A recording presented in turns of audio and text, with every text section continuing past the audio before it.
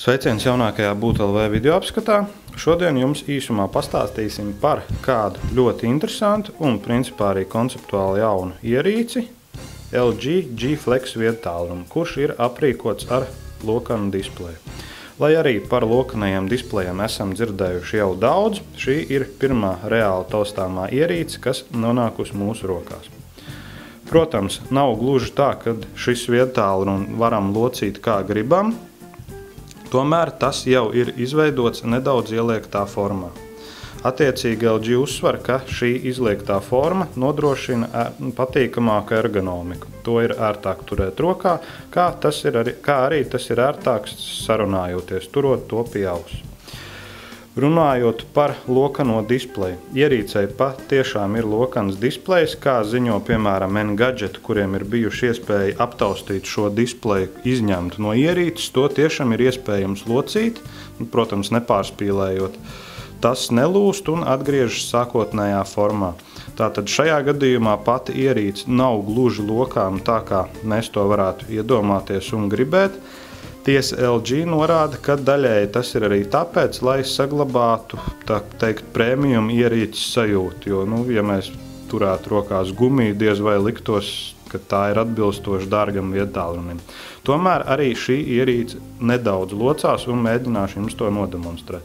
Tātad redzam, tā ir šādā te izliegtā formā. Tomēr, ja to vajadzības gadījumā ir iespējams iztaisnot, nesalaužot pašu ierīci, kā to norāda arī LG. Tātad, lūk, redzam. Un displejs strādā un nekādi bojājumi ierīcei netiek nodarīti.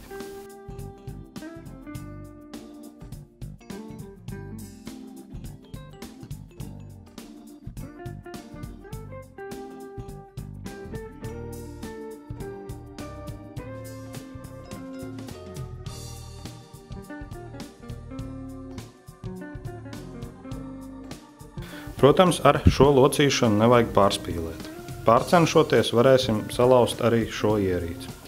Līdzīgi kā LG G2, arī šim viedtālrunim vadības taustiņi novietoti aizmugurē. Lūk, šie divi ir skaļuma regulācijas taustiņi, savukārt starp tiem ir displeja bloķēšanas atbloķēšanas taustiņš. Lai taustiņus tik viegli nesaskrāpētu, tiem apkārt ir izvietots šāds te izcilnis. Turpinot runāt par izliegto formu, noteikti aktuāls varētu būt jautājums, vai ierīci noliekot uz galda tā nešūpojās. Tad varam apgalvot to, ka tā uz galda turās ļoti stabili un arī pakratot redzam, viedtālrunis nešūpojās. Tas ir pateicoties tam, kad šie te izciļņi dod arī atbalstu attiecībā pret izliegto formu. Ierīces aizmugurējais vāks veidots tā, lai vizuāli tas izskatītos, ka ir no metāla, tomēr patiesībā tas ir no plasmasas. Taču tam arī ir kāds īpašs pluss.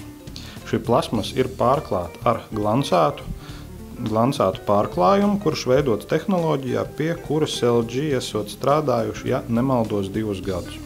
Un tātad, pateicoties šai tehnoloģijai, vāciņš pats spēja aizklāt vai padarīt mazāk redzamus sīkus skrāpējumus. Lai arī speciāli ierīci neskrāpējām, tomēr jāatzīst, ka šī tehnoloģija darbojas. Lietojām to aptuveni pusotru nedēļu un, principā, lietošanas laikā viedtālrunis netika taupīts. Tas gan padzīvoja vienā kabatā ar atslēgām un sīknaudu, gan arī brauciena laikā atradās uz plasmasas mašīnas paneļa, gan arī dažreiz tika pašvīkāts pa galdu. Un, video to ir grūti parādīt, bet principā nekādi skrāpējumi nav redzami. Tomēr jāņem vērā, ja veiksim dziļu skrāpējumu, kas ir dziļāks par šo aizsargājošo slāni, tad gan, diemžēl, tas būs ļoti redzams.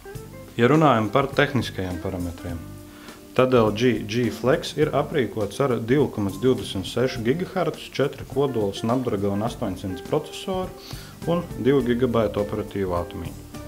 Tiem, kas seko līdz viedtālruņiem, noteikti būs skaidrs, ka ar ierīces ātrdarbību, ņemot vērā iepriekš minētās komponentes, viss būs kārtībā. Arī veiktspējas testos šis tālrunis uzrādīja teicams rezultātus. Ierīces aizmugurē novietota 13 megapikseļu fotokamera, Diemžēl, salīdzinot ar LG G2, tai nav optiskās attēla stabilizācijas, attiecīgi sliktākā apgaismojumā iegūsim vājākus, tas ir izplūdušākus attēlus. Ar kameru uzņemtos attēlus pievienosim apskatam. 6 colu displeja izšķirtspēja nav gan ierastā Full HD, kā esam pieraduši sastapt flagmaņos ar šādu izmēru displejiem. Tomēr, ņemot vērā, ka šis displejs ir salīdzinoši tehnoloģiski jauns, respektīvi lokans, tad tā saucamā HD, jeb 1280 x 720 pikseļu izšķirtspēja ir piedodama. Runājot par displeju, tas nodrošina ļoti labas kvalitātes attēlu. Tiesa, jāņem vērā, ka tas nav tik, tā teikt, ass kā Full HD displejam, kas arī nav nekāds brīnums. Krāsas ir ļoti patīkams un tās nav pārsātināts. Jāpiemina, ka šis displejs ir arī ļoti labi saskatāms saules gaismā. Ierīcei ir 32 GB atmiņa, tā nebūs papildinājuma ar microSD atmiņas kartēm. Jāpiemina, ka LG ir savā elementā un arī šo ierīci nedarbina nedz jaunākā Android versija, bet gan Android 4.2.2.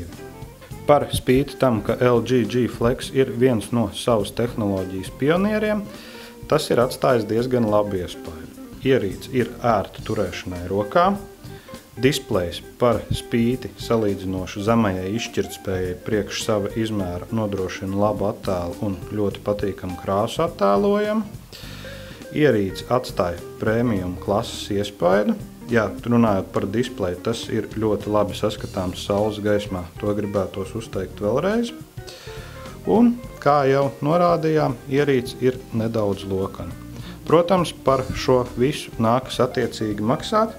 LG G Flex Latvijas veikalos ir pieejams par aptuveni sākot no 500 eiro.